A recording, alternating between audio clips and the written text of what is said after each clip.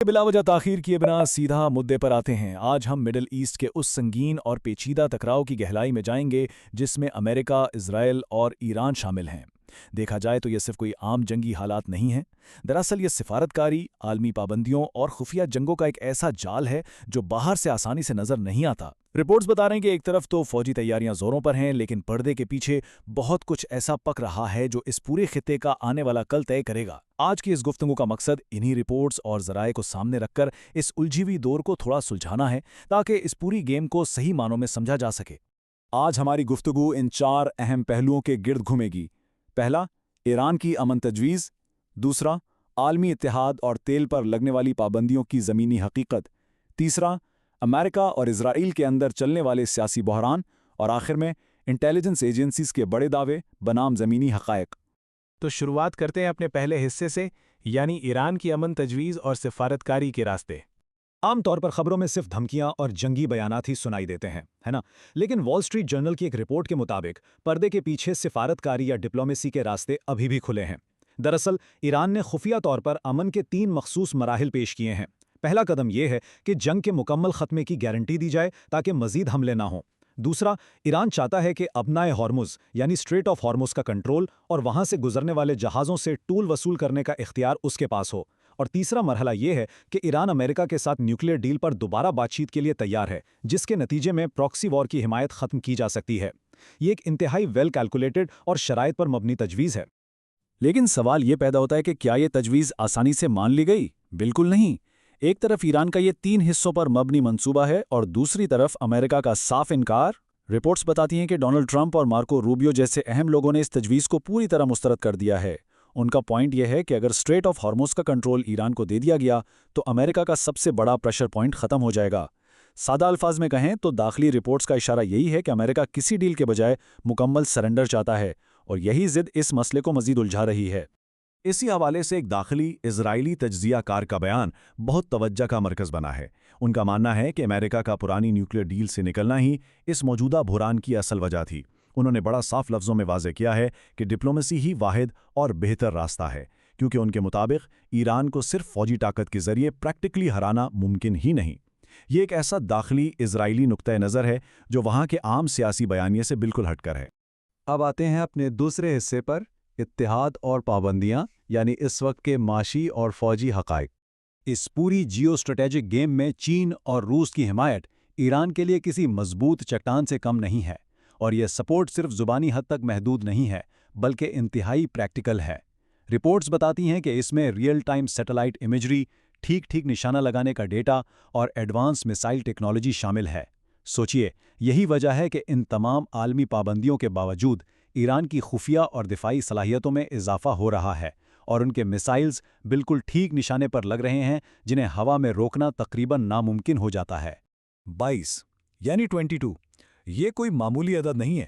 یہ نمبر بتاتا ہے کہ پریکٹیکلی عالمی پابندیاں کتنی اثر انداز ہو رہی ہیں۔ رپورٹس کے مطابق حالیہ دنوں میں لگ بھگ 22 ایرانی آئل ٹینکرز ایسے ہیں جو امریکہ کے نیول بلاکیڈ کو بائی پاس کر کے اپنا تیل چین اور دوسرے ممالک تک سکسیسفلی پہنچا چکے ہیں۔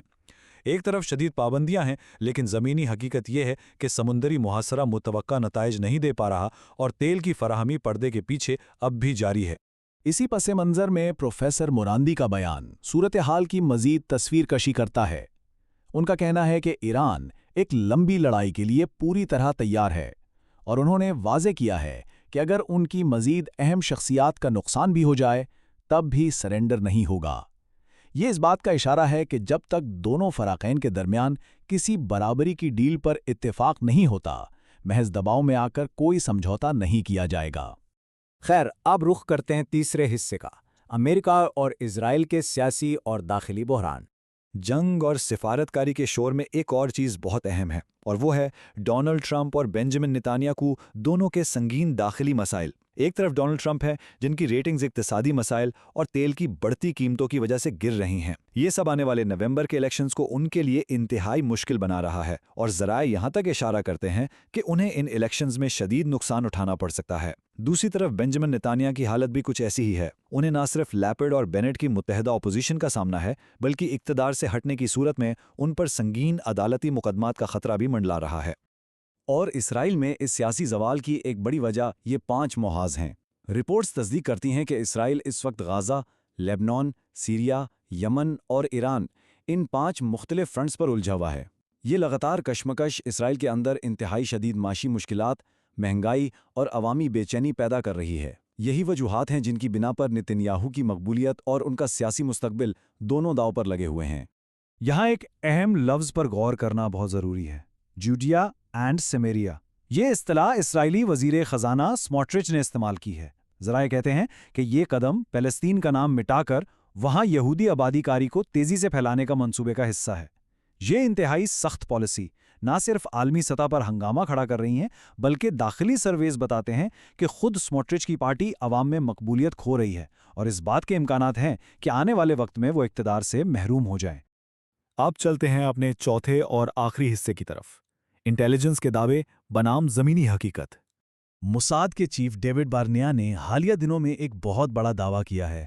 ان کا کہنا ہے کہ انہوں نے ایران اور لیبنان کے اندر انتہائی حساس راز چرا لیے ہیں اور ایک نئی اسٹریٹجک ڈیپتھ یعنی عملی گہرائی قائم کر لی ہے۔